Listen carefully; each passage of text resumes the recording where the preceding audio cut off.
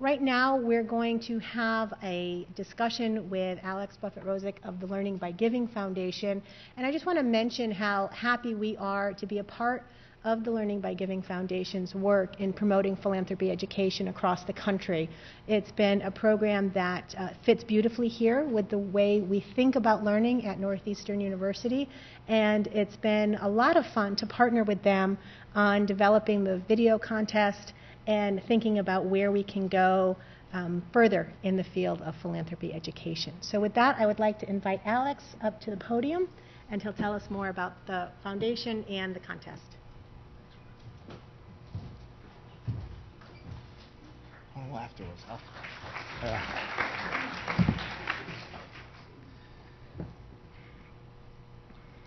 So, just to make sure I don't run over. There we go. Hello, my name is Alex Rozek. I'm the board chair for the Learning by Giving Foundation, and pleased to be here today. Just talk for a second about what we are and what we do. In case you don't know, obviously this is old news to all the students, but we partner with great schools around the country to offer courses in philanthropy and nonprofit studies, and then give the actual students $10,000 to distribute every semester. And I was listening to the great speakers today, Dr. Bluestone's comments on philanthropy, particularly about how philanthropy is no longer about charity, but about economic necessity. And I think that's a great framework to just discuss why we're doing this and how we think about this program. Back in 2003, when the program started at one school at Davidson College in North Carolina, the idea came out of the Sunshine Lady Foundation, which was the original home for this program. There was a lot of capital to distribute, and we didn't want to hire a lot of people to do it. So the idea was to work through what were called sunbeams, which at the time were some students and there's other volunteers and just people that people in the foundation knew to actually distribute $10,000 a year. When Professor Menkhaus came up with this idea and said he'd done a survey of undergraduate courses and realized that there weren't many that taught philanthropy and philanthropy and nonprofit studies at the undergraduate level. So he wanted to teach a class and then use the money for that. The idea did not take off. It was 2006, we had 4 classes, and there weren't many more beyond that, and still people were kind of confused. Are you endowing a professorship? Or are you just giving money away for the school to then take and do whatever they want? And it was difficult to get the message across. I can say that since we brought on Louise Sawyer, our executive director, and she's here today, you've seen her throughout the sessions, the program's grown to 30 schools, and the goal is to take it to 50 and 100 and then more than that. But the problem, and this I think leads nicely into what Janet Atkins was talking about today, is how to harness the power of online collaboration and open source materials, but also do it in an effective way. We didn't want to make the mistakes that we were trying to prevent in the first instance with the Sunshine Lady Foundation by hiring scores of development officers and program officers in different offices around the country. We had to come up with a way to do this intelligently and effectively, and that's where Google came in. Through sort of a roundabout way, we were able to make a connection with Maggie Johnson, who's the director of university relations at Google, who now serves on our board. And thanks to her, her work and effort, and 2 specific Google engineers who are here today, Tevis Spezia and Saifu is here, and we were able to launch last week our new website. And the website has a very simple goal. There are fantastic pools of philanthropic capital out there to be distributed. There are fantastic resources in these colleges and universities and in your classroom and in the teachers that are teaching this and really getting students to think effectively about how to give the money away effectively, how to think about impactful distribution of the money. And then moreover, there are, as you saw today, there are just 5 videos that we were able to pull together from our students over the course of a few weeks. There are literally thousands of community organizations in this country that are desperate for this capital and desperate for intelligent ways for it to be distributed. So the idea is very simple. We created learningbygivingfoundation.org to be a hub. We have created what we think to be a very scalable platform where we can put the materials that are in our courses online, available for anybody to use. The open courseware movement is really gaining steam. There are, started with maybe, I don't know where exactly started, but MIT OpenCourseWare has been in effect now for over 10 years. They have 2,000 courses online. Khan Academy, iTunes U, Stanford Engineering, the list goes on and on. There is a growing movement to take this content in the great universities and move it beyond the walls of the colleges and universities, and we're hoping to harness that exact same movement for not just science, technology, engineering, math, but for humanities subjects and specifically philanthropy, and at the same time allow funders to have a source for this capital. And so on the site you'll see not only all the classes that we offer. I encourage you to go to the site, but you'll also find every single grant since 2003, where it went, who the organizations are that received it, information about those community organizations, and hopefully this will give visibility to groups that didn't have it before and the ability for future students to go and distribute the money. So our goal is very simple, to expand this to as many schools as we can. Today was really interesting because it was a perfect catalyst for everything that we wanted to do. We talked with Rebecca 2 months ago about using this forum to attract the work of the students that have been in our classes or students that have participated in this class in the past, to offer a way to give them the chance to use our new medium. The videos that you saw here, and if you didn't get a chance to see them because you were in other sessions, please go to our site. All 5 videos are online, available. They're on YouTube. They can be seen on any device. And we asked them, said, come up with a 3-minute pitch for an organization that you've already distributed money to or you're considering distributing money to in your class, using the same things that your class you've discussed and your teachers have taught you about thinking about this. And we were thrilled to get these 5 submissions. And the idea was to showcase in one day what we can do with this site over the next few semesters and years. And I'm just thrilled because of all the hard work that Rebecca, her class, the students that were able to participate, all the students from the organization, from the universities that sent in submissions, and of course, again, our team of engineers, Saifu and Tevis. I mean, we've really been putting in a lot of extra hours on this to get this here to what you saw today. So just to go over the video contest rules, the students that were allowed to submit the work had to have been in a class or currently or in the past one of our Learning by Giving Foundation classes. These have to be organizations that fit the criteria that they are discussing inside those classes. And the winner would get $10,000. They then had an opportunity to vote online, and then today as well, so people that couldn't be here could vote as well, and we collected all those votes.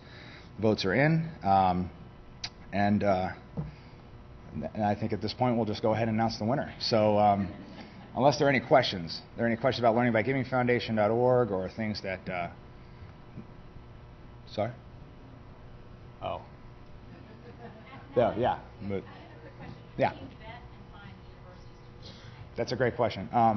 So at the beginning, being totally honest, I'd call the university and they'd send me to the development officer who would say, okay, so you want to endow $1 million professorship? And would say, no, we want to put money into the school. Right. So that's how it started. And I wrote letters. This has been a passion. I love online education. I love education, and everybody that works in the foundation does too. Over the years, it just caught on.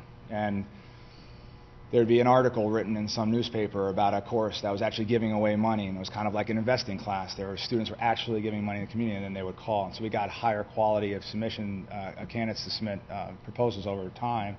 And then eventually, it got to the point where Luis would get stacks of paper, and they'd send in paper syllabi and all the course materials, and she would go through them with a fine-tooth comb and say, this will work, this wouldn't work, vet it with other professors. The goal in the future is that people will see the power of this community that we're creating online and all the original content that will be available online.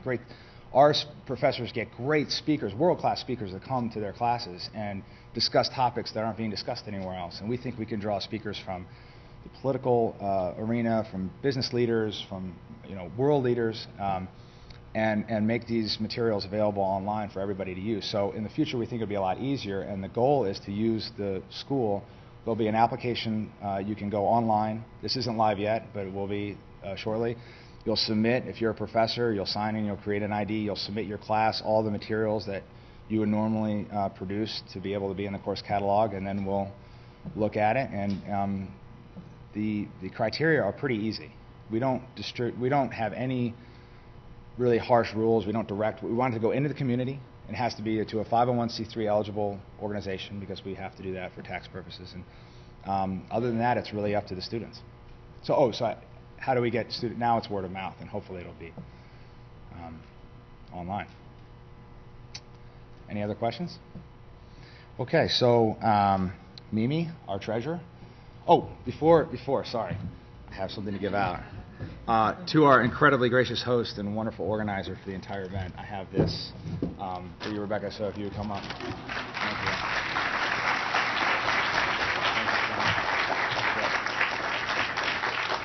And I just want to say, Rebecca's, without question, one of the most progressive professors we have in this entire program. She's taken, she was in our office 2 months ago, and we came up with this idea, and she just ran with it, and here it is today. And we would not be here without her and her vision and her class. So, okay, so Mimi is our treasurer.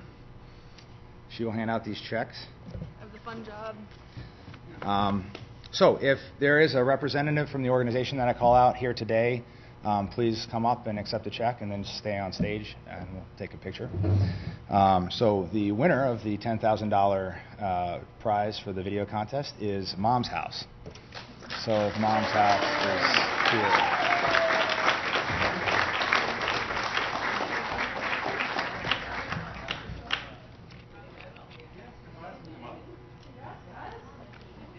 Yeah.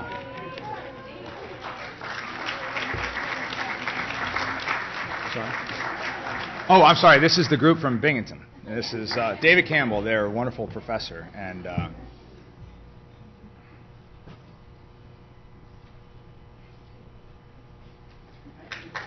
thank you so much.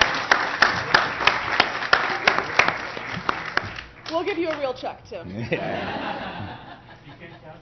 I don't think so. You can try. We were so impressed, obviously, with the submissions that it'd be ridiculous for us not to give some consideration to the second place prize. So for second place, we're thrilled to give Inner City Weightlifting a check for $2,000. Inner City Weightlifting here.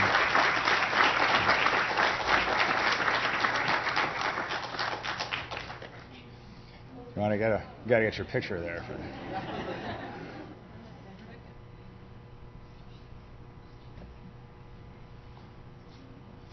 And That was Northeastern. And that was Northeastern. I'm sorry. I remember that was Northeastern. Please.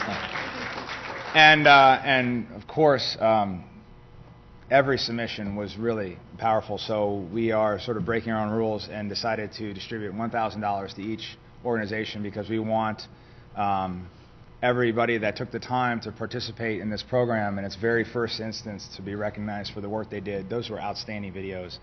And we are just happy that you can bring something back to the organization that helped you participate. So we have checks here for each organization for $1,000. And thank you very much. This is Community Day Center of Waltham. Oh, great. Okay, yeah. Community Day Center of Waltham's here. Yes. Community Day Center.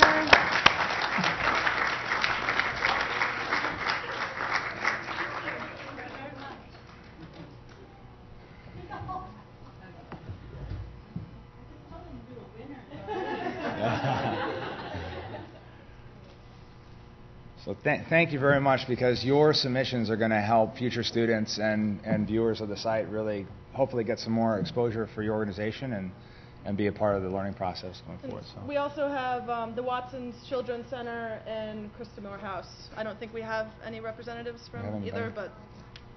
And they were from Brandeis. The last one was from Brandeis. So Brandeis. So that's all I have. Thank you very much. And go to the website.